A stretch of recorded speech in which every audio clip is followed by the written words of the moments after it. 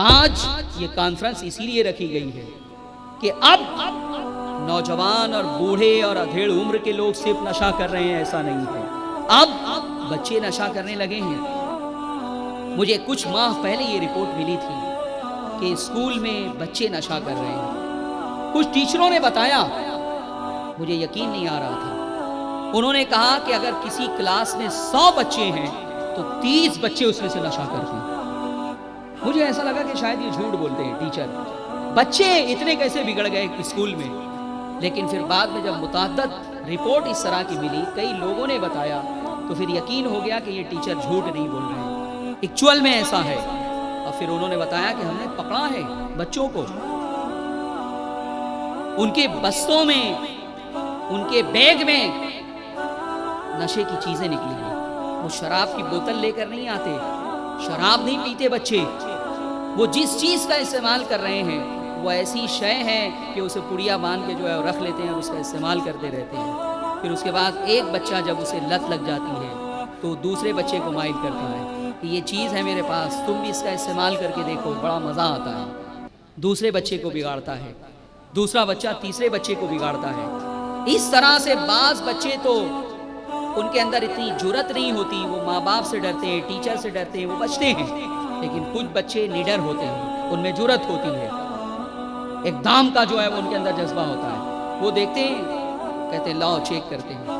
ایک دفعہ اگر بچہ پی لیا تو پھر اسے ایسی لت لگتی ہے کہ پھر زندگی بھر کے لیے اسے ایک چیلنج ہو جاتا ہے کہ اب اسے کیسے بچایا جائے۔ یہ بچوں میں ہو رہا ہے۔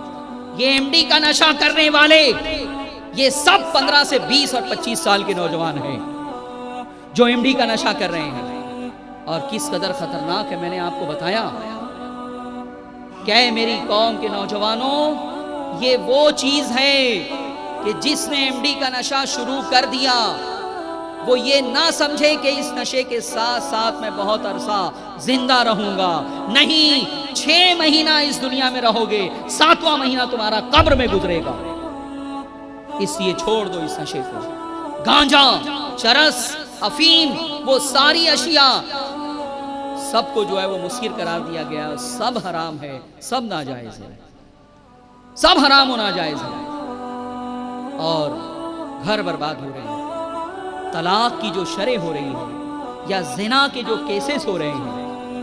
امریکہ کی رپورٹ میں آپ کو بتا دوں کہ ایک سال میں 27,000 عورتوں کے ساتھ زنا ہوتا ہے اور 70% اس میں سے شرابیوں نے زنا کیا ہے، شرابیوں نے عزت لوٹی ہے، شراب پی کے لوگوں نے جو ہے وہ یہ جرم کیا ہے۔ ترقی یافتہ ممالک اس سے پریشان ہیں، لیکن وہ کہتے ہیں کہ یہ بھی ایک طرح کی آزادی ہے کہ انسان جو چاہے کھائے، جو چاہے پیے۔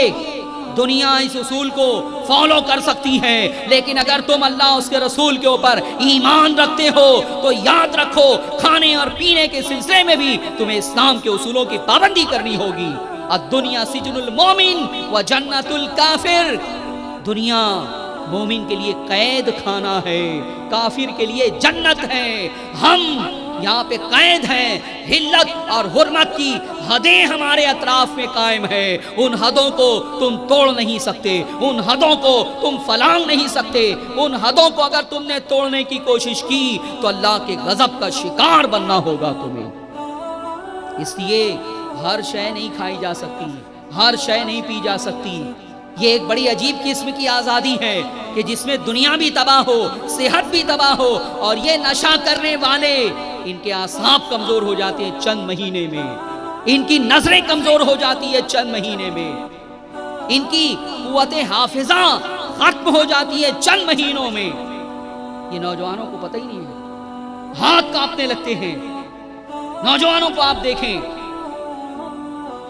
نشہ کرنے والے نوجوان، سب سے پہلے ان کے چہرے کا حلیہ خراب ہوتا ہے، یہ گوشت چہرے کا دھنس جاتا ہے، ہڈیاں نظر آنے لگتی ہیں، تو مستقل جو ہے وہ نشہ کر رہا ہے، اس کی آنکھیں دھس جاتی ہیں، اس کے ہاتھ پیر کانپتے ہیں، راشا طاری ہوتا ہے۔ یہ ساری چیزیں نشہ استعمال کرنے والے. اور تم یہ مت سمجھو کہ کبھی میں نے اپنے بیٹے کے پاس جو ہے وہ کوئی بوتل شراب کی دیکھی ہی نہیں ہے. اب نشہ کرنے کے لیے شراب کی بوتل کی ضرورت نہیں ہے. اب تو وہ چیز اس طرح سے پیک کر کے مل رہی ہے کہ آپ کو پتہ بھی نہیں چلے گا، اور آپ کے بیٹے کی جیب میں وہ چیز ہوگی، آپ کے بیٹے کے بستے میں وہ چیز ہوگی.